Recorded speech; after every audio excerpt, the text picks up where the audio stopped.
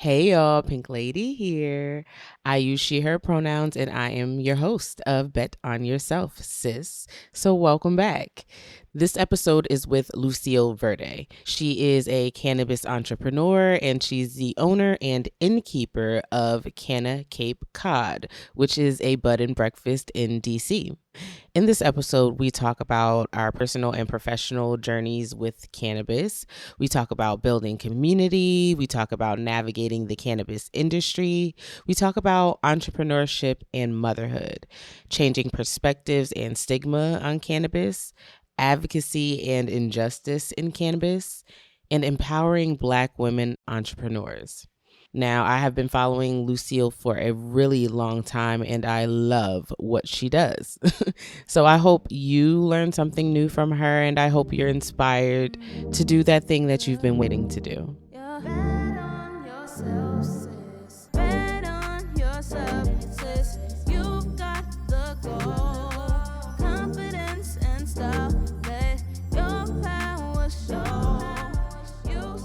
Lucille Verdé. Oh my gosh. Y'all, I'm so excited. I'm so excited today. I've been following you for a while. I've been trying to get you on a podcast for a while, but I believe in divine timing. So I know we're having this conversation now because we're supposed to be having it now. So, oh my gosh, I'm so excited to be here, for you to be here and to introduce you to my audience and just to, have a conversation with you. Thank you so much. Absolutely. I'm excited to be here. Thank you. So, Lucille Verdé, please tell the people who you are and what you do. So, I am Lucille Verdé, your favorite stay-at-home stoner. Yeah. I'm the owner-operator of Canna Cape Cod, DC, the very first all-inclusive bud and breakfast on the East Coast. So, when we say all-inclusive, we mean we provide everything, your flower, infused meals. Matter of fact, it's in-house cultivated flower these days. So, infused meals, snacks, beverages, open bar, open, just literally open. We just relocated. Right now we are on a 6,300 square foot ranch. We sit on 2.5 acres. So it's a lot of space for stoners just to come, hang out, be themselves, roam the property if you want to.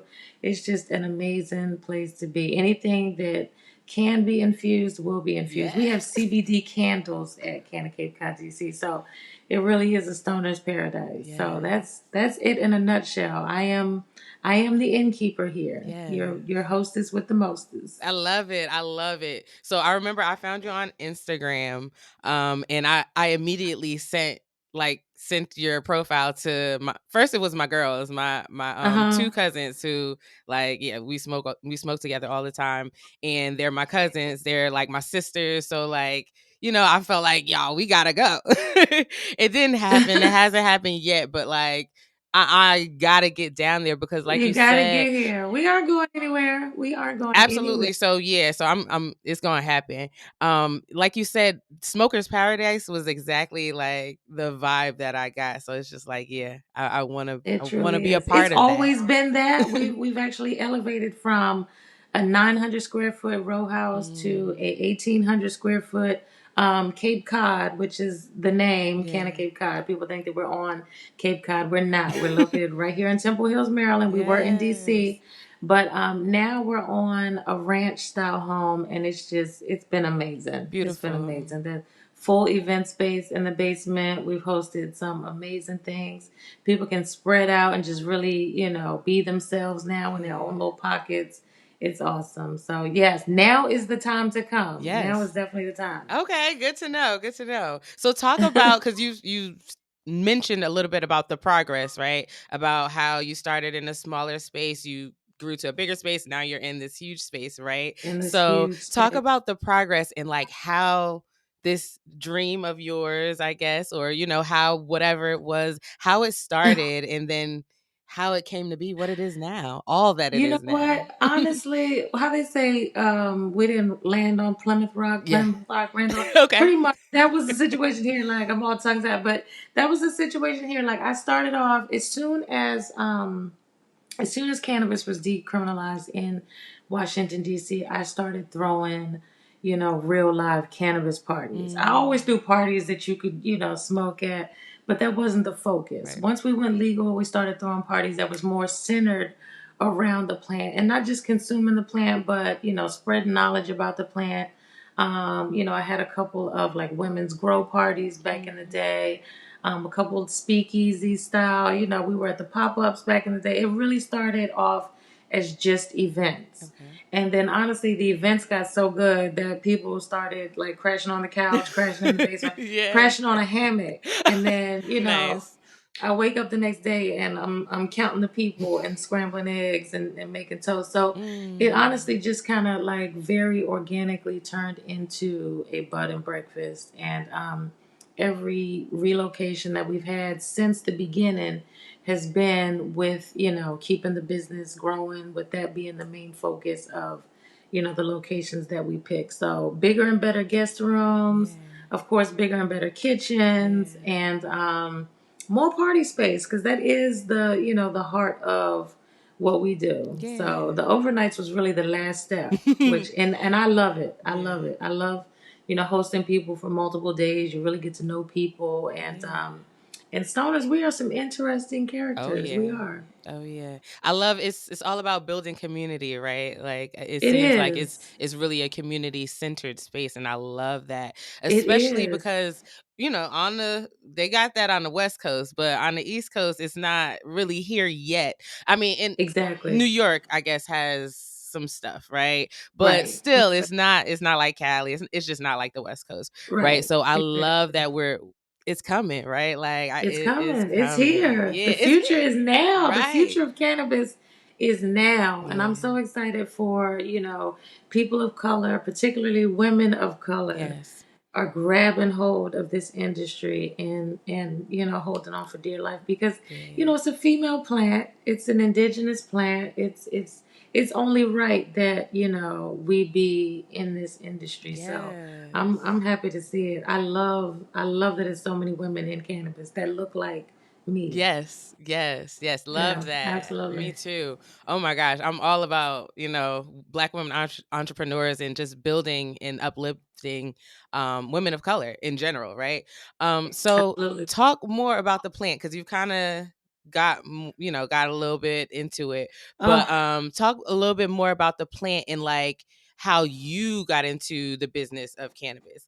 Because I remember growing up, like my upbringing was all against marijuana. It was marijuana, uh-huh. and everybody was against it. No, you better not smoke.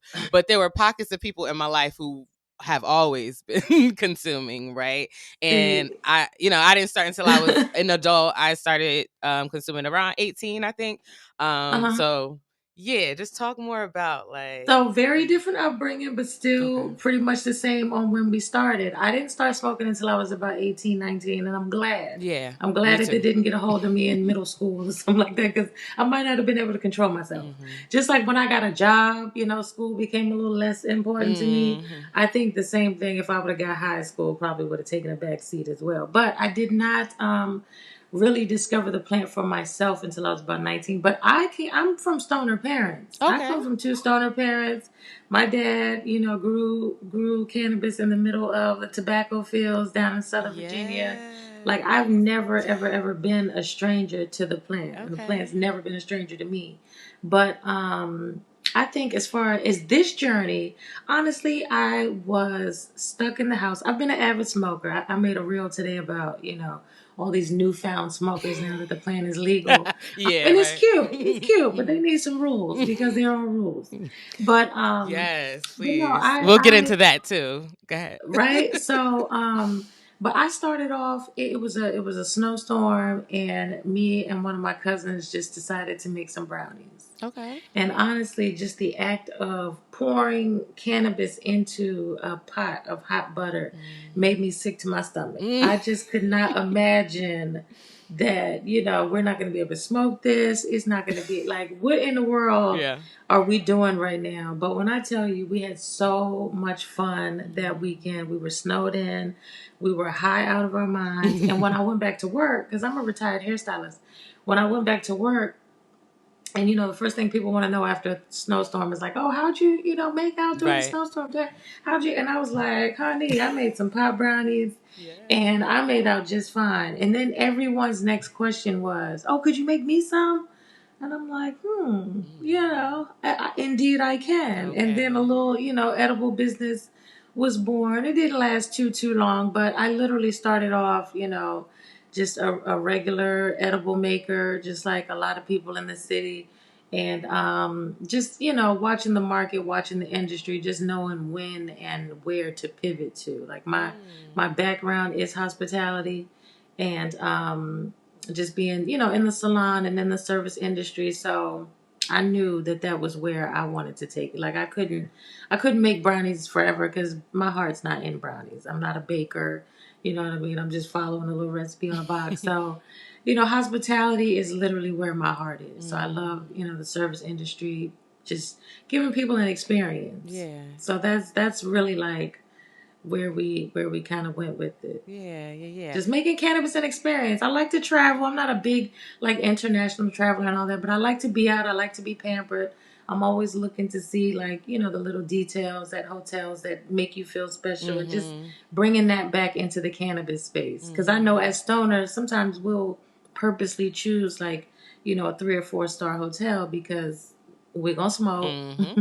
We're going to put a towel under the door. We're going to do some 3 star shit. Okay. So let's stay in a 3 star space. Okay. And, and it's like, no, I want stoners to be able to experience 5 star, experiences Yeah. and still be able to smoke and not have to worry about a fine or anything like that. So I love that's that. that was the gist of it. I love that. I really love that. I want to go back because you said like, where you started and then knowing when and where to pivot. And I think that is key for building a business, right? Talk about like how you knew when and where to pivot and how that Oh, felt in the moment too, like because I know it wasn't you know always what? pretty. It was not always pretty. And I tell you what, being in a new industry, a brand new industry where there is Mm. no blueprint, there Mm-hmm. is like we're literally laying the tracks right now Yeah. for, the rest of the people to follow. So there was no blueprint on it. There wasn't it was literally, I don't know, are you local to DC? I'm in Jersey. I went to Okay. Howard, but yeah, so I Okay. know DC a little bit, Okay, yeah. so whatever years you were at Howard, but 2016 to like I early graduated 2000. 2015. Okay, so it was when cannabis went legal here, decriminalized, I-71. It was literally the wild, wild west. Like Mm, there was, 5 or 6 pop-ups every weekend, sometimes every day. I mean, maybe I only knew about the weekend ones, but like it really was like just kind of open season on mm, cannabis. There were a few guidelines, but there weren't really any concrete rules. yeah, So people were left to interpret things the way that they wanted. And that's exactly what we did. And we, of course, we interpreted it in our favor because that's what right, you that's what right. you're supposed to do, is your Okay. interpretation. So I think, being at the pop-ups and being just out and about and on the scene. And there was this one particular pop-up that kind of bummed me out because we were super duper prepared. Like you never know what to expect when you go out. You never know what kind of crowd's gonna be there. It's always a gamble. Hmm. So this one particular late night brunch, we were super prepared. We had chicken and waffles, steak and Mm, eggs, shrimp and grits, like just everything was ready. And we get there, and the promoter that was throwing the event, who's still a really good friend of mine, he met me at my car, and he's like, "Listen, Queen, I don't have a good feeling about tonight. mm, I think we should just call it a night." And I'm like, "What do you mean? I have like over $400 worth of merchandise in the trunk that mm, I had planned on, quadrupling mhm, here tonight." And I was just so crushed. And he's like, "I don't have any money, but can I give you some weed?" So then I wasn't so crushed, mhm. you know what I mean? Okay. But I still had a car full of food, you know what Right. I mean? Yeah. And then I went on Facebook, and probably to do a little mini rant. I probably went on there to rant, to be honest. And a friend of mine, a good friend of mine, was having a birthday party at her house. Impromptu, just Mm, everybody kind of showed up at mhm, her house for her birthday. And I called her and I was like, Nina, what are y'all doing for food? It looks kind of dry over there. She was like, are we trying to figure out food now? And I was like, you've already figured it out. We're Okay. on our way. And we took that brunch up to a girlfriend's house. Yeah, we didn't make no money off of it, but we already had weed, so we were fine. And in my mind, it just took me into where I should be. It was Mm. like kind of for me, you know what I mean? The pop up days were just kind of like over, like the edibles.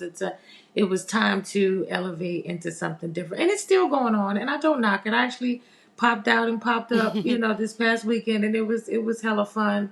But honestly, that was like a turning point moment for me. It was like I can't take the uncertainty of being a vendor, not knowing what it's going to bring. Like I want to cultivate my own crowd, my own business, my own supporters, and just as a hairstylist, I built my own clientele. I was used to being in control of that aspect, Mm-hmm. and I wanted to create the same environment in the cannabis space. So that's it.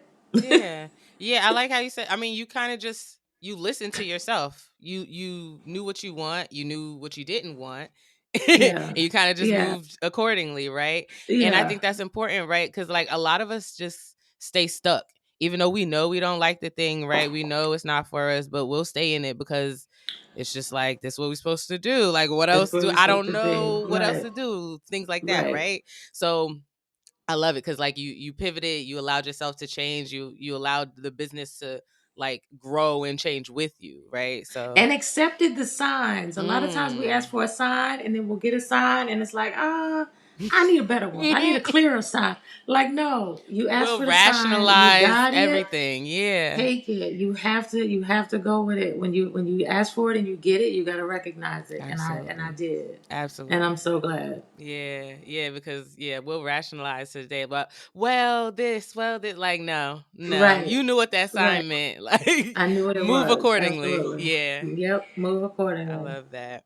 Um, let's go back and talk about your stoner parents, if you will, for not too deep. But I'm just curious because I think about it all the time. Me and my partner are, Uh-huh. we're thinking about marriage, thinking about having a child, and I always wonder, like, what's my kid gonna think about? Because we are both stoners for sure, So and I just just be wondering. So you know what? I mean, so I had stoner parents still under the stigma. Okay. So, they still went to their room, opened their door, put their towel down. You still can't hide it. Yeah. You know what I'm saying? Like me, on the other hand, my rolling tray is out on the kitchen table. My kids have always known, not to touch it. My mother was definitely a lot more discreet about it. Okay.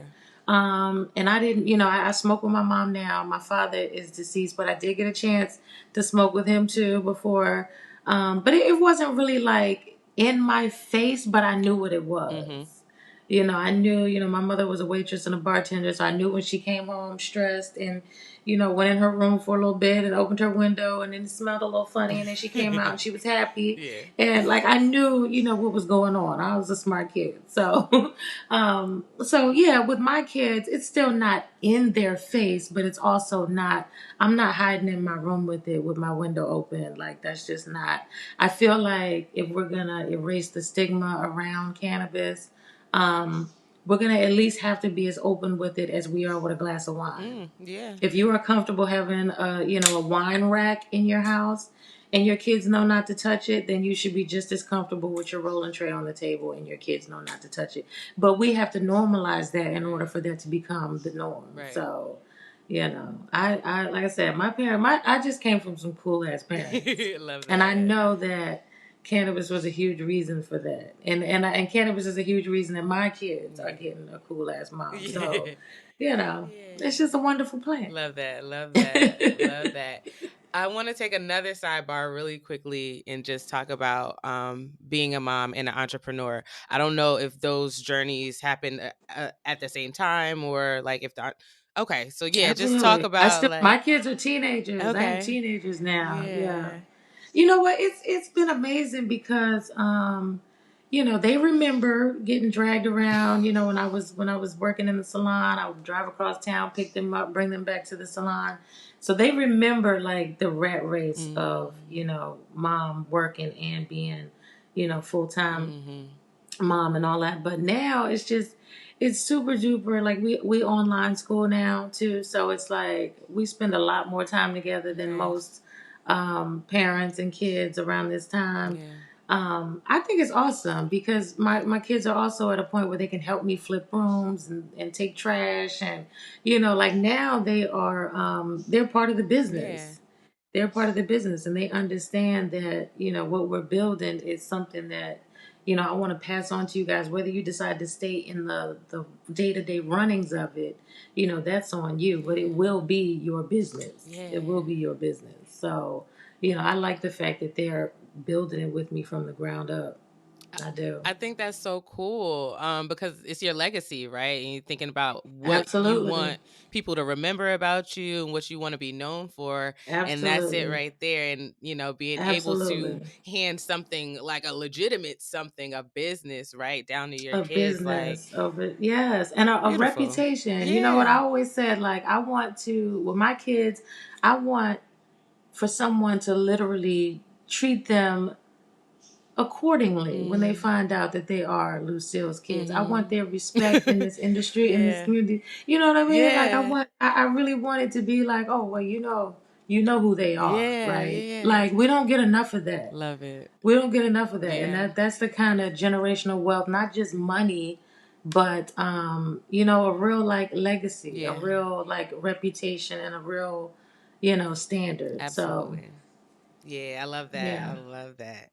Okay, I'm gonna thank you. get back into the questions. So what does being an entrepreneur mean to you?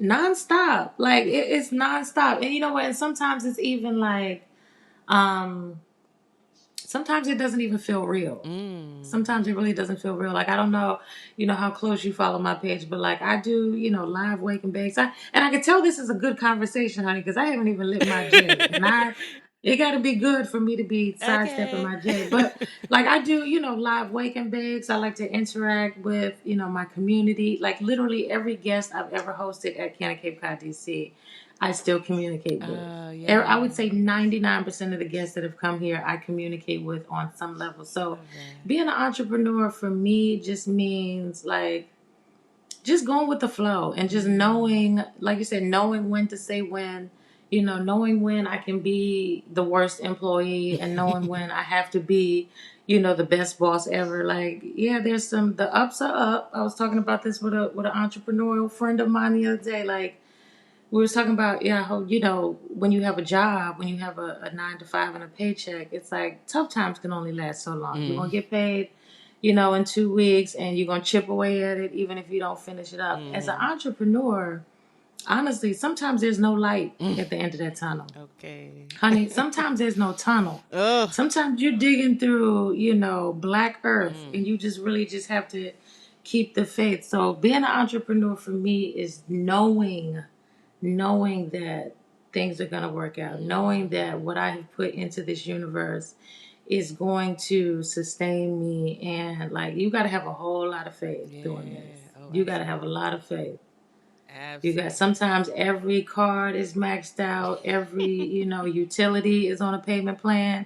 You got to have a lot of faith. And for anybody that is being an entrepreneur, my biggest piece of advice is don't tap out before you get to the good part. Like, imagine Yes. making all the sacrifices for your business, going through all the turmoil, all the hardship, and then tapping out right before you get to the good part, where Yeah. you really get Mm. to experience, what I mean, the perks of your business and the wealth of your Yeah. business and the abundance. Like, don't tap out before you get to the good part. You Yeah. deserve to experience that side of things. Yes. Oh my gosh, yeah, I love that. The quote I think is like hold on for the miracle or something like that. It's like, yeah, you've been doing all this work. You've been putting in all that work and we know how tough it can be. And Yep.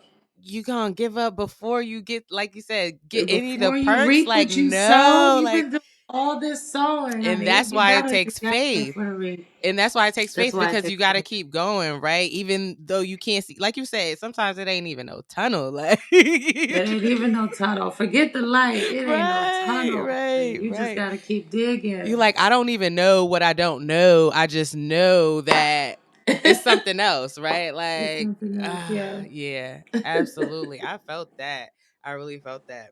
So when you answered the questions, you talked about a life of freedom, both financially and spiritually. I want to get into the spiritual part, because you talked about a little bit about finances, and you know, we can it can definitely be tough, right? Especially Mm-hmm. when you first starting out, right? And you're trying different things, and you're like, you know, I gotta invest in myself, gotta Trying to, invest in my yeah, business, get into your niche. but Yep. like, yeah, like, but it can be very stressful. But yeah, I definitely want to hear more about like the spiritual side of it, because I'm absolutely somebody who believes in personal growth, and I did not know, nobody told me that this entrepreneurship journey was going to take all of this growth. Okay. All of this. Absolutely. So yeah, Yes. talk more about that. Yeah. Well, you know what? So most of the time when I talk to people about entrepreneurship, their dream is to get out of, their 9 to 5 or Mm, whatever. Like I was a hairstylist. So mm, being a hairstylist was already my dream job. I had been a hairstylist since I was 17 years old. So I yeah. wasn't running from anything to do this. This was more like a retirement goal. And then the pandemic kind of pushed it up, a Mm-hmm. decade or so for me. But being a hairstylist was definitely my dream job. Being a cannabis innkeeper, a bud and breakfast, owner, operator is literally my dream life. I say Oh, this all I the love time. that. You cannot compare a dream job to a dream life. It's Yeah. just no comparison. Yeah. So, for me, just being, in charge of my own time, like my cousin called me today and was like, listen, cancel your plans for Thursday. We're going to Breezy Bowl. And first of all, Yeah. I didn't even have any plans for Thursday, but it's nice to know it's nice to know that if I did, I could have, pushed them Yeah. aside for Breezy Bowl. Now, definitely not a booking, but just, my time is pretty much my own. And my cousin knew that she could call me the day before Breezy Bowl and say, Yeah. get dressed, we're going. Yes. So just, the time freedom is better than money any day. Like, I'd rather be, what they call a time millionaire Mhm. than a money millionaire any day. Just Mhm. just having your own, being in charge of what you do when you do it is untouchable. Absolutely. Absolutely. Cuz that's the one thing you can't get back, right? Like, you could always go get a job and make some money, right? Like, if we're Right. talking about just making Absolutely. money, but you can't get time back. You Like, cannot get time back. yeah. Hey y'all, Pink Lady here. I'm a podcast producer, director, coach, and host. And I want to tell you all about my production company, Pink Lady Productions. We collaborate with creatives like you who are driven to share your message by launching your podcast from A to Z and coaching you through the process. To learn more about our services, check out our website at pinkladyprod.com. That's PINKLADYPROD.com.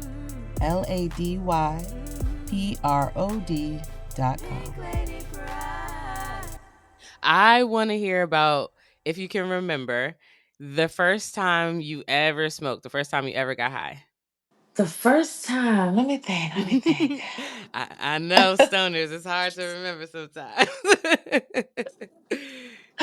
Oh man, the first time I smoked, I was dating an older guy, which is, I was about 18, he was probably Okay. 20. So, but that, that seemed like a big deal back then. And I knew he smoked, like he had, the little baby dreadlocks and the whole smokers, Mhm. image. Like he was a typical stoner for back in the Mhm. day. So I knew, that was probably going to be one of the activities that I ended up getting into. And like I said, I had always been kind of fascinated with it. I knew, that people were happier after it than they were Right. before it. So, I was ready. I didn't have to be coerced at all. So that was like my first like stoner relationship too, which, was always Mhm. fun. So yeah, that was the first. Yeah, yeah. It's funny because I mean, so similar but not similar. Like I said, I've always had people in my life who smoked, but I grew up with the mindset that weed was just like heroin, just like crack, just like, so no, I'm staying so Right, far away from it. I am not trying it. I cannot believe that you guys are doing this, right? right, That right. type of mindset. So I I remember, definitely had those people in my life. but you know what? What got me was going to school. Again, I went to Howard, right? And seeing all of these smart ass, like these these kids, or not kids, because, we're adults, we'll say Right, right. 18-year-olds. Barely, Now I barely. say kids, right? Because I'm in my Yes. 30s. But yeah, so we seeing all this black excellence, right? All these kids doing amazing things, right? But they Mm-hmm. smoking, and I'm just like, It's this nothing. don't make sense. I don't It don't make how sense at it's all, right? not. And see, in their mind, they were probably just smoking. It made them feel Mm-hmm. better. It made them, now we know that they were, releasing dopamine Mm-hmm. and suppressing their anxieties Mm-hmm. and focusing and helping to study. Like now we know that the lazy stoner or we know that that's It just a don't myth. That exist. was Yeah, all. It does absolutely. not exist. I mean, now don't get me wrong, it can Well, yeah, if exist. you're a lazy person, you're gonna be a lazy person, I think, If right? you're a That lazy it person, has you're gonna be a nothing to do lazy with stoner. smoking, right? Like, that's just who you Exactly, are. But exactly. yeah, So, I was just it was a total like mind fuck. Like I was just like, no, I need to learn more about this. I remember the first time I smoked, I was just like, whoa. I remember thinking yeah, like, yo, I'm so like, and I guess I called it high, right? Because that was the only word I had for it. But now it was just right. like my mind is so open, like, So open, so whoa, like, and I open. remember thinking Yeah. like, oh gosh, is something wrong? Like my heart's kind of beating fast, like I feel a lot more, like something's wrong. But I was Uh-huh. in a room full of people that I loved, and I knew had good intentions for me, That's and they were important. all Very they were all important. high as hell too, when we all smoked the same shit. Yeah. So I'm like, I Yeah. gotta be fine. I gotta be fine. So I let myself like just feel it and enjoy Just it. feel it. And Yeah. yeah, I don't think I've went a Yeah. day since then. Yeah, I think, I remember my first time being in a car. I was definitely in a Okay. car. And I remember just like the window being open and Mm. just afterwards just riding in the car and just feeling like this must be what a dog feels like when they're Right. riding with their head out the window. Like everything was just so super intense. Yeah. And then one of my main memories about early smoking, because I don't really feel like I get the munchies too much anymore. But I remember the early days of smoking, like food was just Yes. amazing. Yes. Stuff that was good was just great. Like just, regular old IHOP and Denny's and stuff. Everything just tasted so extra good. Like Yes. though yeah, that's the early memories are I wish I could get some of that back. I don't get red Oof. eyes no more. I don't get dry mouth no more. I don't get too much of the munchies no more. But I also feel like I don't get as high as I used to. Same. And I know the weed was Yeah. worse. I know the weed was worse. Right. So, you know. Yeah, yeah. I was literally just having that conversation this weekend. This guy who doesn't smoke at all, he was like, let me hit it. I'm gonna just hit it like twice, and I'm gonna be super high. And I'm just like, oh, I miss those days. Like, I wish I Miss could just those go back days. to like, oh, I'm gonna hit it twice, and I'm gonna feel that shit. But I'm gonna be but I'm gonna good. finish the joint, and I'm gonna be like, oh, like, Right? Absolutely. yeah, good days, man. Yeah, I do envy those new smokers. I Yeah, do. that's it. That's all I envy though.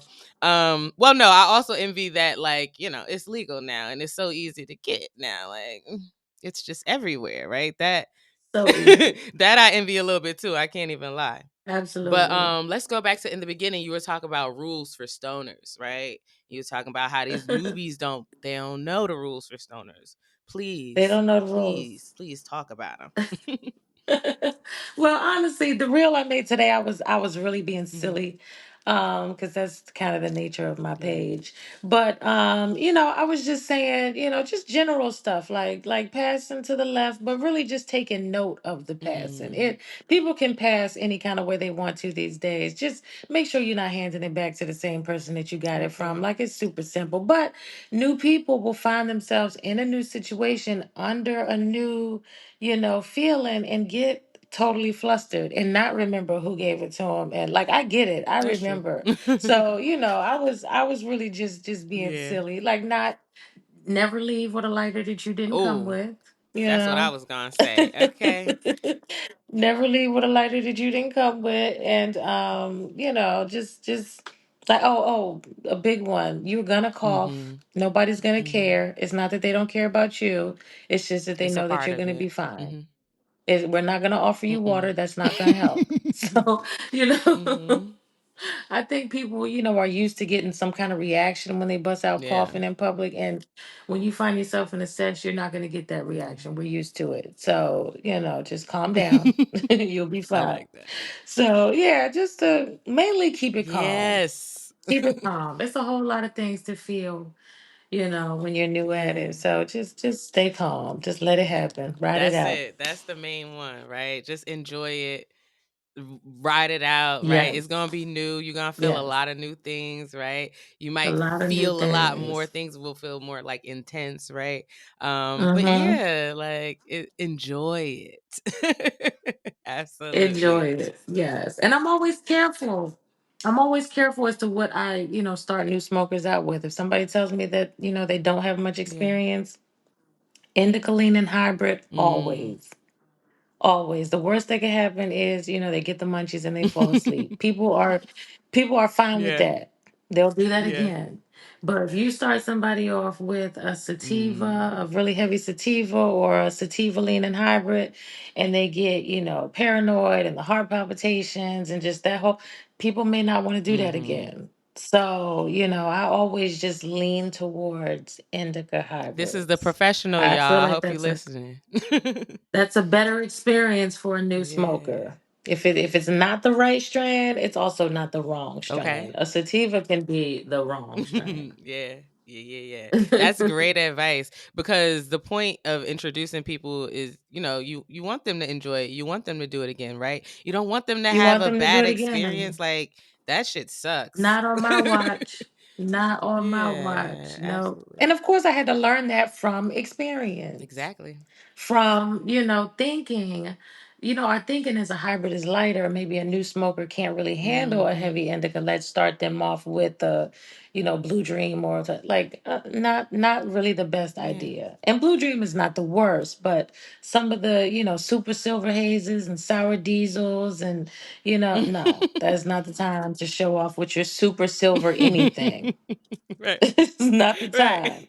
Don't give a new smoker your super silver Yeah. anything. Okay. But I like how you say you had to learn from experience because I don't know, sometimes we think like we're gonna know it all, right? Like at the beginning when we're Right. starting something new, we're just gonna know everything. And it's Hmm. just like it's really silly when you think about it because of It's course really you don't silly. know anything. You're just trying it out. And especially when we're having to reestablish this as a new industry. Like, yeah, there's a lot Exactly. of information about cannabis that was pushed under the Mm. rug so that we wouldn't find out how great it Mm. was. But as far as like this new wave, we're having to Yeah, relearn or dig up, everything. And a lot of the social aspects of it, we are going to have to learn from experience. absolutely. Absolutely. We are. I do want to take a second because I feel like we be remiss to not talk about all the black and brown people who are Mm-hmm. incarcerated for cannabis. I know there are I can't think of the names right now, but I know there are different projects and different organizations that are working towards getting releases and things like that. But Absolutely, absolutely. Last Prisoner thank Project, you. Free My Weed Man, Buy Weed from Black Women. Thank you. Lots, yes, lots of advocacy going Thank you on. for those It's resources because I was horrible. gonna ask, but like, yeah, It's because it's go ahead. horrible. It's horrible that literally a billion-dollar industry Mm, is being built on the backs of people that are still incarcerated. Mm. I'm talking about people that have been incarcerated for Mm. roaches, for contents of an ashtray, Mm-hmm. for a freaking dirty bong, like Mm-hmm. not pounds. You think that people are still Not in even jail, they must actual have had pounds flour. and pounds and pounds. No, not Yeah. even actual flour. What they used to call paraphernalia. Mm-hmm. Now we just call accessories. Mm-hmm. You know what I mean? Like now there's whole accessory markets and people Yes. making big business off of the things that we're still, incarcerated for. I honestly, when I talk about declassification versus Mm-hmm. reclassification, um, I'm not even, of course, I think a declassification would be Mm-hmm. better, but a declassification is kind of a pacifier. But honestly, the main thing is expungements and releases and records Mm. being wiped clean. Like, Yeah. these people that are fighting for declassifying versus reclassifying, what we all have in common is freedom. You Mm. know what I mean? The Okay. real victims are the ones that are still locked up over this plant Mm-hmm. while we're out here, building businesses. And it's Absolutely. not fair. Not that this country has ever been fair, but this is like a serious like injustice that's going on right in front of our face. And Yeah. it's awful. It is Absolutely. awful. Yeah. Thank you for that. Um, yeah. I just wanted to mention that I like to keep it light. Yeah, no, no, But no. but we gonna It's keep it that real is too, right? Yeah, we Like, got to keep it real. It's yeah. it's horrible. It's horrible. And Yeah. I'm a real advocate of the plant. I spread Mm. as much positive information as I can about the Yeah. plant to erase the stigma, to just, just get it over with. Like it Yeah. needs to just be legal and just available to everybody. People should be able to grow it just like they grow their Okay. own herb garden. If you have a herb garden, you should be Yes. able to have weed in it. Like that's just how Agree. I feel. Yeah. So, Yeah. I'm for the Absolutely. industry. I am definitely for the industry. Yeah, yeah. I'm in New Jersey, so it's like it's recreational, but I can't grow any plants. Like, come on. But Yeah. anyway, Yeah. Well, we do um, have a grow. We have a grow course coming up where you basically spend the weekend at Canna Cape Cod, DC, and over that course of that weekend, we teach you everything from popping seeds to making clones to just everything, genetic hunting, everything. And you leave ah, knowing how to grow. Now, initially, we were going to have you leave with everything that you need to grow, including like your tent, your soil, your everything. And then we had thought about putting together like an Amazon package, but I think Amazon is like cracked down on shipping stuff to other people. mm-hmm. So that kind of killed that dream. So for people that, maybe we'll just do like a voucher or a gift certificate or affiliate code or something, some kind of way so you Yeah, can know exactly what to buy. But nice. I want to make sure that when this plant does go federally legal, that people are ready. People are ready. You can't, Yes, if you were planning on getting into the cannabis industry right now, you can't think about where the industry is. You really have to think about where the industry is going. And that's probably where absolutely. any industry, but that's where I am right now. So, Yeah, yeah, I'm thinking about where absolutely. it's going. Because it's grown so fast in so So little fast. time. So just So imagine. fast. Exactly. Self Yeah. sufficiency is going to be key. Yeah, yeah, Just like, absolutely. we don't want to eat, the unorganic bell peppers and just like we want the whole foods for the best of it. Like self sufficiency is gonna be the key with Yeah, your flour too. You yeah. grow it yourself and you know what's in it. Love that. Love that. So my last question, I just want to talk about we are Black women entrepreneurs, and that is my community. That is the people I love having conversation with. I love building with. I love collaborating with. So if you could just talk about why it's so important to build up Black women, women of color, entrepreneurs, all of that. Oh man, I first of all, not just even in the cannabis space, but especially in this cannabis space, I just hmm feel like no one is going to do this plant in this industry the way that it should be done, just from a mm, nurturing standpoint, from a feminine maternal standpoint. Like mm, literally, it's botany and it's a female plant, and I feel like it's something, that we should honor as, yeah. medicine, as healing, as like the basis of, something really major. So, Mm, just as far as as far as us doing it, I just feel like it's only right. It's on no Yeah. one can do it like us. Like, Love it. we've been the nurturers of literally the planet. Like it's Okay. always us. It's Mm-hmm. always us. So I just feel like it's an industry that's gonna need, special care. Mm. Um, because if not, it's gonna literally repeat itself and find itself illegal again. Like Mm-hmm. nothing is permanent. Things can be Mm-hmm. reversed easily. It's been done over time. So I just feel like if anybody is going to be persistent and just it's us. It's Yeah. us. So Yeah. Absolutely. I completely agree. It's a just another level of care, another level of nurturing, right? The way we take care of our people our and just the way we people, take care of shit in general, right? How we get literally, shit done, right? Like, yes. yeah, And I if you want to be in a community that hypes you, like nobody knows how to mm, hype you up better than a community of Black women. Like I feel okay. sorry for women that say they don't have, women as friends and they don't have, Yeah. like I really do feel sorry for those women because I Mm, have surrounded myself with such an amazing circle of women that build me up, that literally will just yes. text me out the blue. If I put up a reel or whatever, like they hit me up like, yes, Yes. bitch, this the one. Like, oh, you did your big one. And it don't I never be the love one. It ain't it. been the one yet. But according to them, you know what I'm saying? Everything that I do is great. And I love Yeah. that. Like, you ain't, Flavor Flav ain't got nothing on a Black woman as far as hyping Okay. goes. Okay. We are the hype Okay. masters. If we like you, we love you. So, Yes, you got to absolutely. have that in your life. Everybody deserves that, but especially us. Yes, yes. Oh my God. Love, love, love, love that. Especially us. In this episode, Lucille talked about knowing when to pivot, when it just wasn't working for her anymore, right? Or pivoting when it felt right.